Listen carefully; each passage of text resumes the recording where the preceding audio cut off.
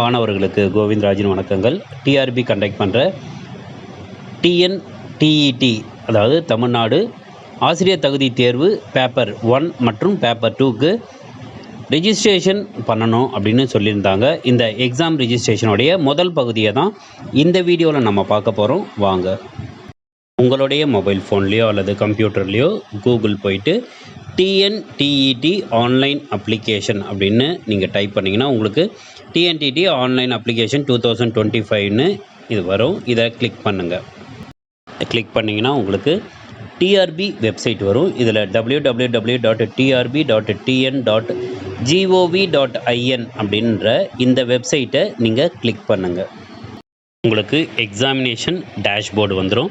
இந்த எக்ஸாமினேஷன் டேஷ்போர்டை கீழே ஸ்க்ரோல் பண்ணிகிட்டே வந்தீங்கன்னா உங்களுக்கு online application registration portal, forgot user ID, how to apply, trial version of grievance போர்ட்டல்ன்ற மாதிரி வரும். இங்கே நம்ம வந்து ஆன்லைன் அப்ளிகேஷன் ரிஜிஸ்ட்ரேஷன் போர்ட்டலை கிளிக் பண்ணுங்கள்.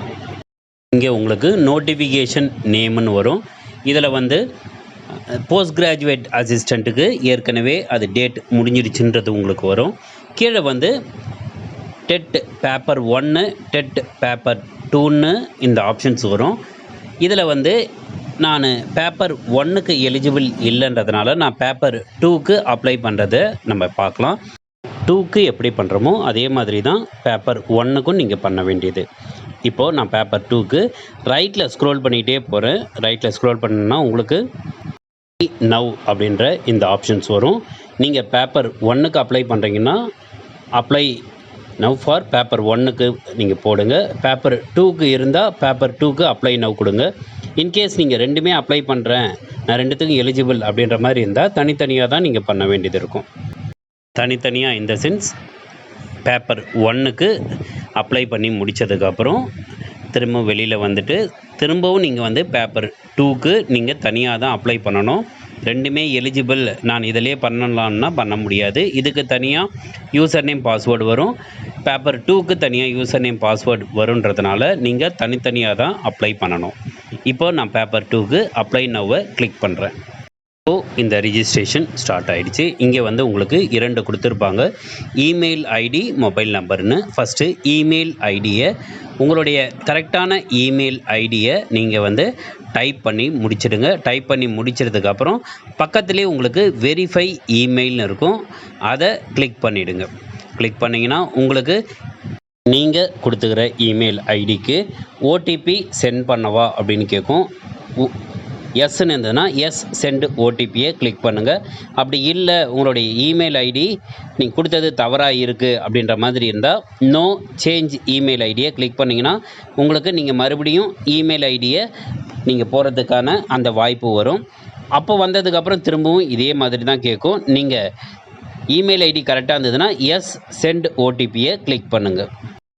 நீங்கள் கொடுத்த இமெயில் ஐடிக்கு 4 டிஜிட் ஓடிபி வரும்.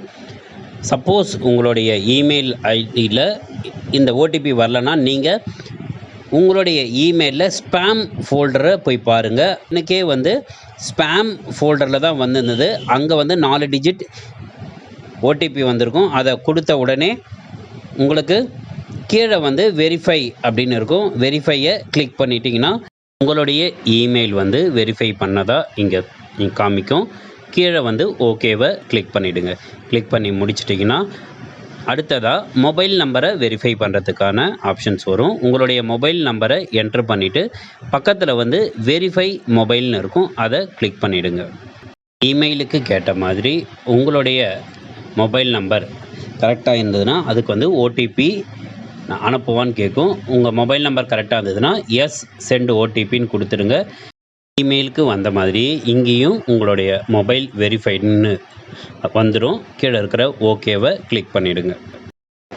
இது ரெண்டுமே வெரிஃபை பண்ணி முடித்ததுக்கப்புறம் இங்கே பாப்அப் மெசேஜில் ஃபஸ்ட்டு அதாவது பேசிக் ரெஜிஸ்ட்ரேஷன் ஃபார் டிஎன்டிஇடி பேப்பர் 2க்கு அப்படின்னு கொடுத்துருக்காங்க. இது வந்து கம்ப்ளீட் ஆகிடுச்சுன்னு சொல்லியிருக்காங்க. உங்களுடைய யூசர் ஐடியும் பாஸ்வேர்டும் உங்களுடைய இமெயில் மற்றும் மொபைல் நம்பருக்கு இது அனுப்பி விட்டுருக்கோம் அப்படின்னு சொல்லியிருக்காங்க.